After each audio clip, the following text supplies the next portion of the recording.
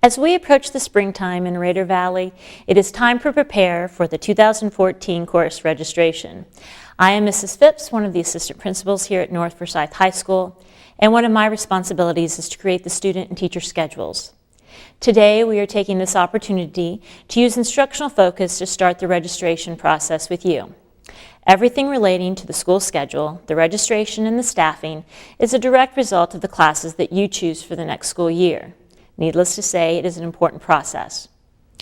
Your instructional focus teacher should have passed out the following information to you: a packet that has a letter to your parents from me explaining the process, a list of all of our classes, and directions for registering on the parent-student portal, your transcript or report card depending on your grade level, and finally an advisement worksheet that is printed on color paper.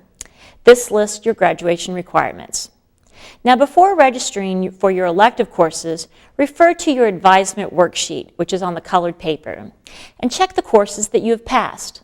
Also, please note which courses are required for graduation. There are lines at the bottom of the paper for you to write down and track playing out your entire high school career. Now, let's get started with what you and your parents will be doing in the portal, choosing your classes.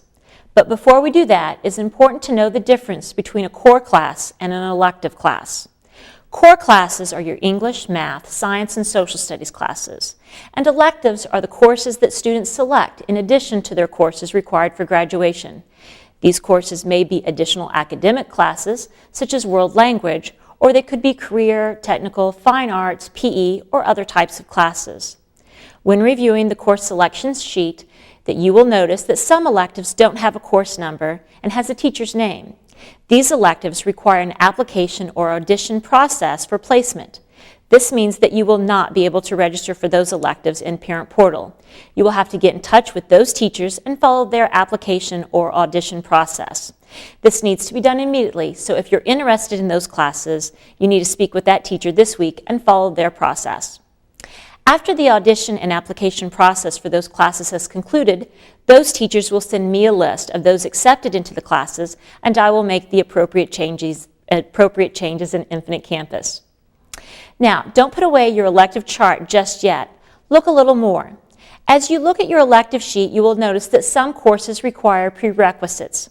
A prerequisite course is a course that needs to be taken before you can enroll in the next level. For example, Visual Arts is a prerequisite for ceramics. Foundations of Engineering is a prerequisite for engineering concepts, and so forth. It is critical that you don't sign up for a class if you haven't met the prerequisite. Now, let's think about your core classes for a minute. Remember, your core classes are your English, Math, Science, Social Studies classes? Those teachers have completed their recommendations for your core courses for next year. This means that they used their professional judgment and placed you in the next level class. When you log into Parent Portal, you will be able to see what they recommended for you, but you won't be able to change it. If you want to change a teacher recommendation, your parent must submit a waiver. As in previous years, all course waivers can be submitted electronically, and that link to that waiver is located on the North Forsyth High School webpage. There is a link on our main webpage and on the counseling webpage as well. The waiver deadline is April 11th, 2014. For those students seeking a more rigorous program and wanting to take additional math or science courses, this is something we call doubling up. You too must complete a waiver form and submit it by the April 11th deadline. So what's our timeline to getting this registration thing taken care of? Well, parents and students must enter the students' elective choices in Parent Portal or Student Portal beginning today, February 19th, and those must be completed by 4 p.m. on March 7th. When registering for your electives, be sure that you choose enough electives to fill an entire 7-period day, plus you want to choose at least 2 alternate classes. Always choose a few alternates. If your elective or electives that you choose are full, we will look to your alternates to replace those classes. Students without alternates are usually students that get electives that they do not want or choose, so don't let that be you, and be sure you sign up for those extra classes. Course names and course numbers are found on your course selection sheet, and you must use this list on your elective registration. Pay attention to the grade level and the prerequisite requirements before requesting a course. Is there a class name that you see but you want more information about? If so, you can see the course digest, and the course digest can be accessed through the North Forsyth High School counseling website. If your parents don't have parent portal access yet, you need to contact Mrs. Grogan, our counseling secretary, and she'll give you information how to gain portal access. However, an elective registration can be completed through Student Portal as well. Now let me talk to our current juniors for just a moment.